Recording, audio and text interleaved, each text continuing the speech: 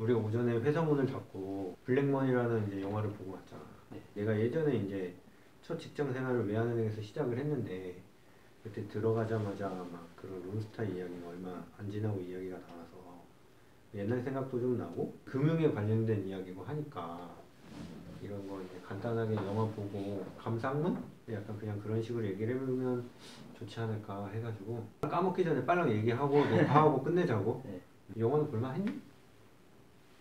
그냥 딱 예고편이 길어진 영화였던 것 같아요.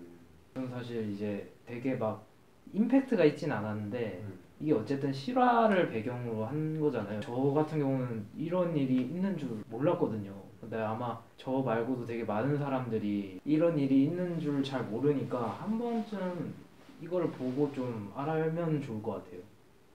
이거 시나리오만 6년인가 7년인가 쓰셨대요. 굉장히 오래 걸렸구나. 이게 지금 배경 자체가 2011년? 이었던 걸로 영화상으로 기억을 하는데 2011년이면은 론스타에 대한 이야기가 거의 이제 마무리가 됐던 걸로 기억을 하거든. 이게 근데 그 전부터 이 이야기가 시작됐어. 영화상으로는 이렇게 짧은 한 두세 달 정도의 이야기긴 하지만 굉장히 오래된 이야기여서 왜 이 이야기가 이제 나왔을까라는 생각이 좀 들긴 했었거든. 근데 그게 그런 이유가 있었구나. 아무래도 금융 관련된 이야기고 하니까 좀 어려운 단어나 뭐 그런 거는 좀 없었어?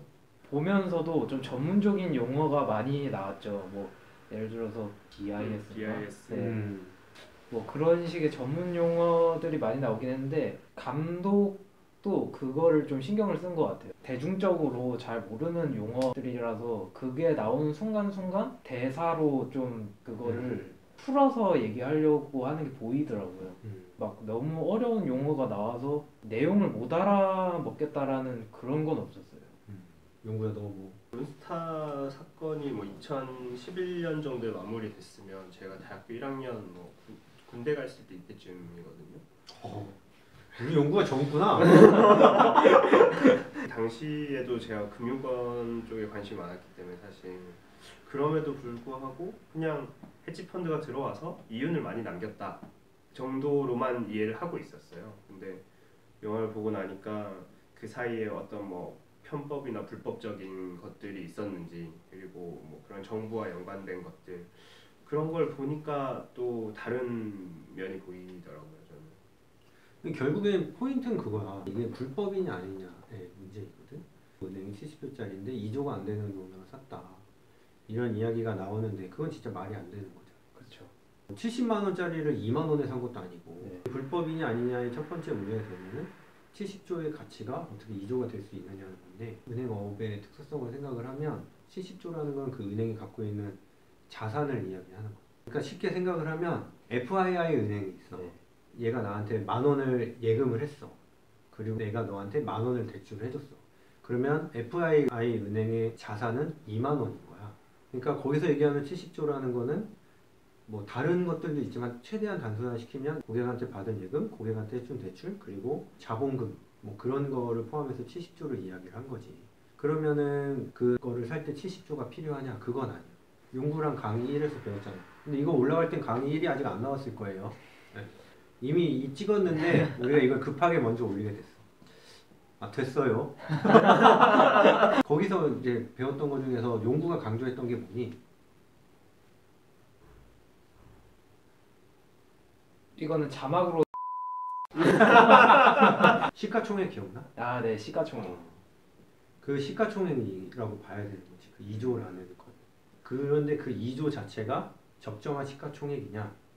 아니면은 거기서 얘기한 것처럼 은행이 갖고 있는 70조의 자산이 건전한 자산이 아니라 부실한 자산이라고 누군가가 거짓말을 해서 2조라고 만든 거냐? 그거에 대한 거지. 시가총액 자체가 약간 저평가돼 있다.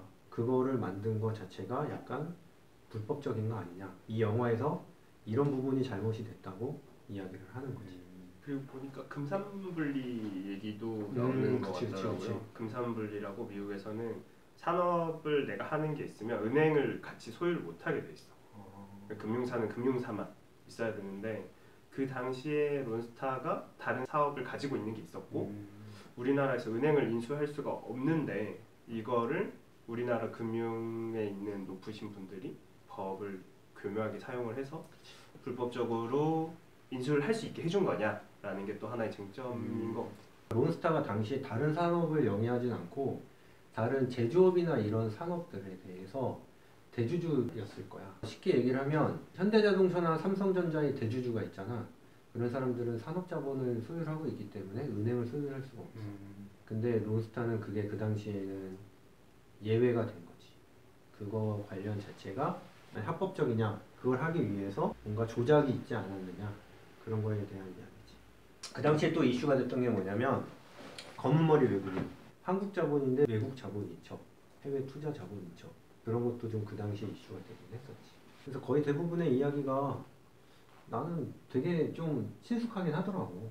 띠 같은 거 두르고 나와가지고 네. 막 투쟁하고 막 그러잖아. 그런 걸 나도 실제 했었으니까. 지금은 완전히 일단락이 됐지. 네. 론스타랑 우리나라랑 소송을 하고 있는 건 제외하고 외환은행이 매각에 관련된 거는 이미 이슈는 다 끝났지.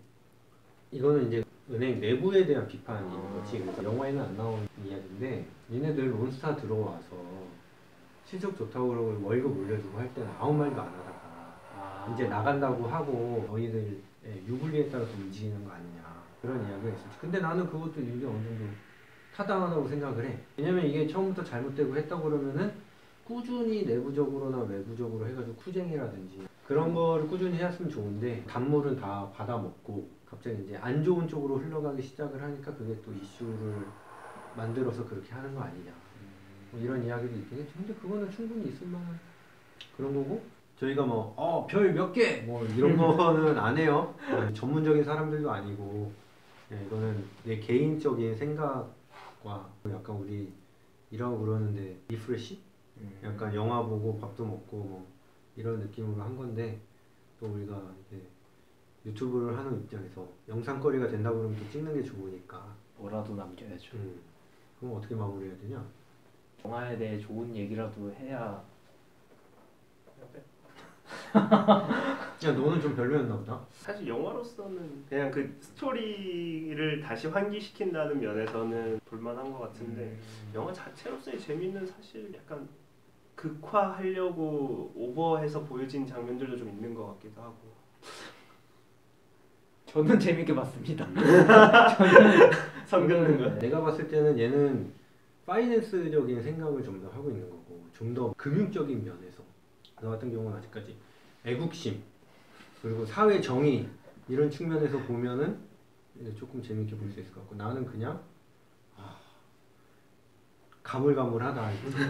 옛날에는 진짜 크게 의미를 두고 다녔던 회사였고 그 회사의 일이었는데 이제는 그냥 되게 무덤덤하게. 그래도 충분히 영화가 갖고 있는 공익적인 측면을 생각을 하면 충분히 시도해볼 만하고, 배우나 감독님들 해서 모든 사람들이 굉장히 뭐 솔직히 그리고 연기 같은 건 되게 좋았어. 장난 아니죠. 야, 오늘은 그거 하지 말자. 좋아요, 구독. 지금 방금 요걸 넣자. 이걸로